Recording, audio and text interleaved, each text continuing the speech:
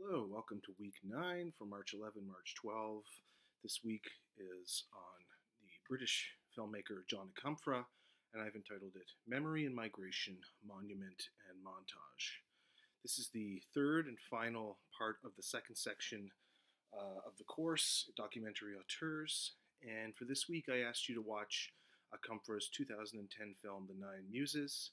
In addition, I asked that you read Cass Banning's The Nine Muses, Recalibrating Migratory Aesthetics, as well as a text by Akomfrah himself entitled Memory and the Morphologies of Difference, which was published in the edited anthology Politics of Memory, Documentary and Archive.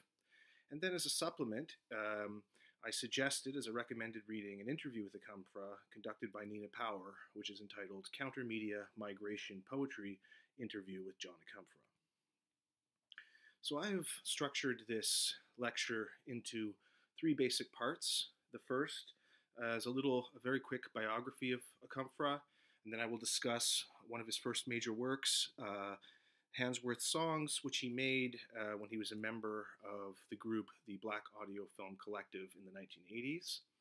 The second part of the lecture, we will discuss two of his films, The Last Angel of History from 1996, and then the film that I asked you to watch this week, The Nine Muses from 2010. And then in part 3 of the lecture, I discuss his more recent installation film work, video work, Vertigo C, from 2015, and then finally the questions and discussion. So let us turn to part 1, where we will discuss John Akomfrah and the Black Audio Film Collective. So John Akomfrah was born in Accra, Ghana in 1957, and his family left Ghana in the early 1960s due to the civil and political unrest.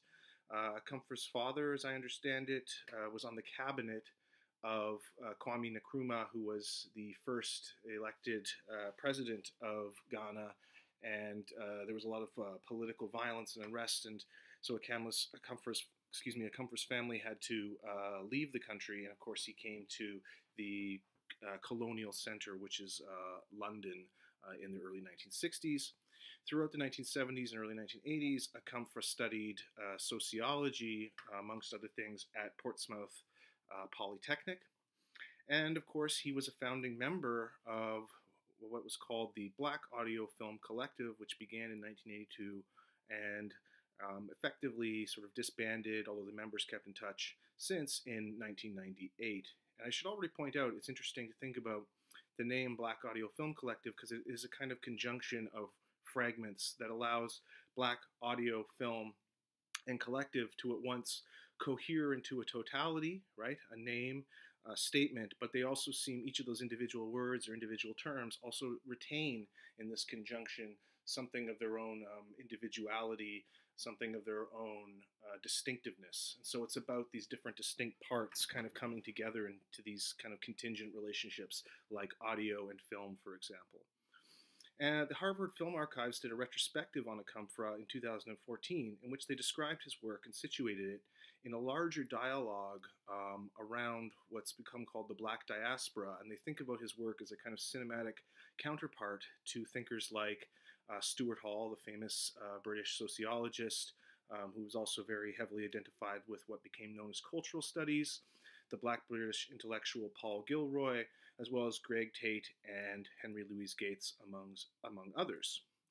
In doing so, the Harvard Film Archives puts it, Akomfrah has continued to mine the audiovisual archive of the 20th century, recontextualizing these images not only by selecting and juxtaposing them, but also through the addition of eloquent and elusive text. And it is to this combination of recontextualization of archival images alongside poetic and elusive use of texts that we will now turn.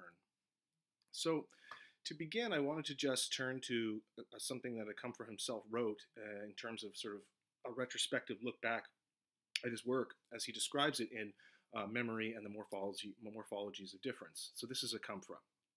Between 1982 and 1997, I worked as part of an art collective in London, the Black Audio Film Collective. Most of the work we did in that period was as preoccupied with generating new material as it was with combining that material, usually 16mm analog videotape, with a range of existing things, old home movies, moving image archives from cinema and television, photographs from the 19th century and early 20th century, textual fragments from a range of literary, ethnographic, and historical writings, and so on. Most of the work was therefore characterized by an obsession with pairings, with ghosts, and with the complex ways in which the phantom haunts narrative, haunts theory, and haunts aesthetic production. The work was also always Janus-faced. We were concerned with saying something new, but because of our interest in the old, it had a necessarily historical reach and foci to it. And to that extent, the work was much more of a hybrid project, not drama or documentary, film or artwork, story or essay, neither fact nor fiction. It was a practice always located somewhere between history and a series of counter myths. It was a work that wore its hybrid motivations very proudly on its sleeve. And we'll see throughout this lecture then this return to concepts in terms like ghostliness, hauntedness, counter myth, and questions of hybridity throughout my discussion.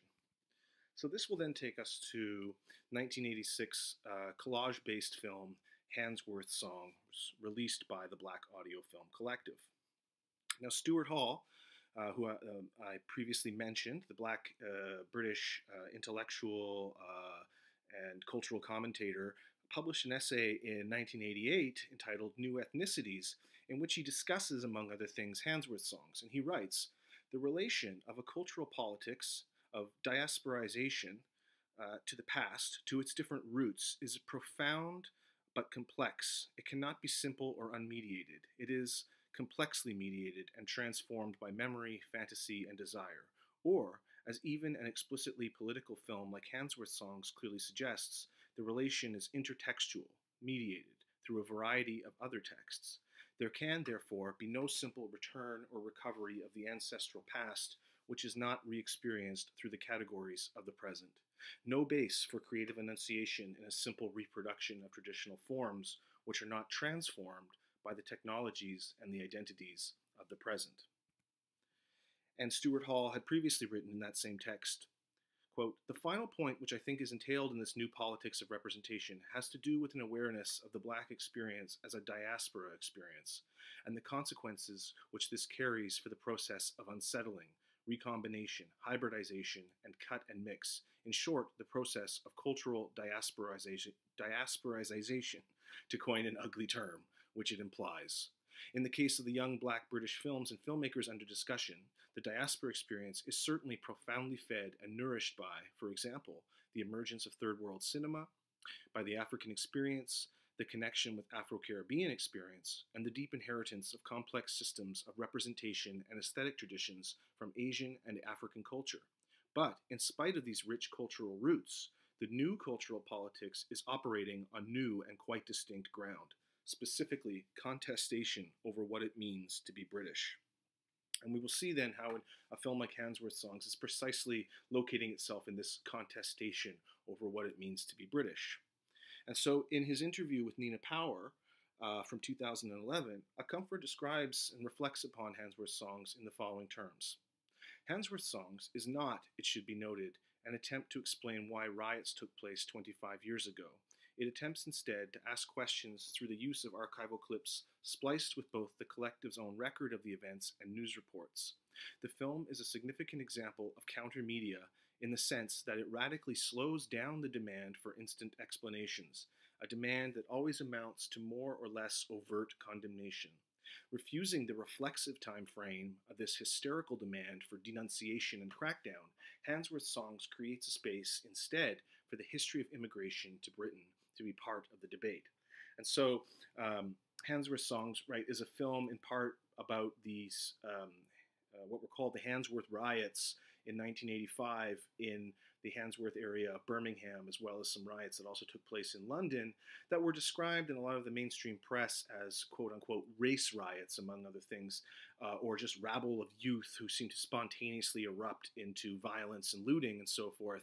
And what the Black Audio Film Collective sought to do was to slow down this easy diagnosis of a social situation, of a social problem, and see it actually as part of a larger structural system of racism, post-colonial relations, post-industrial relations, and so forth that compose the ideological and racial fabric of contemporary Britain. And so, as we'll see in this clip, that this sort of collage of newspaper reports about the riots, of previous media texts that are providing us with sort of ideological messages and images about the riots, are in this sense sort of slowed down and cut up to produce a different kind of meditation and rethinking of the possible meanings or non-meanings contained within the riots. So let us take a look at a clip from Handsworth's songs.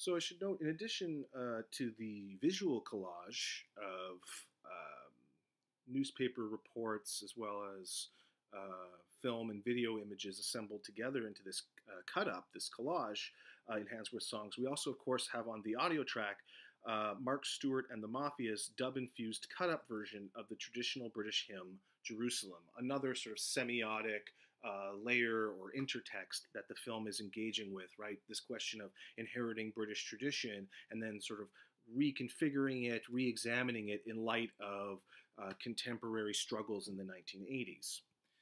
And so in The Guardian in the mid-1980s, following the exhibition of the film Handsworth's songs, a number of intellectuals weighed in on what they thought of the meanings of the film. Among them were, of course, the famous novelist Salman Rushdie, who, in his review of the film, was very critical.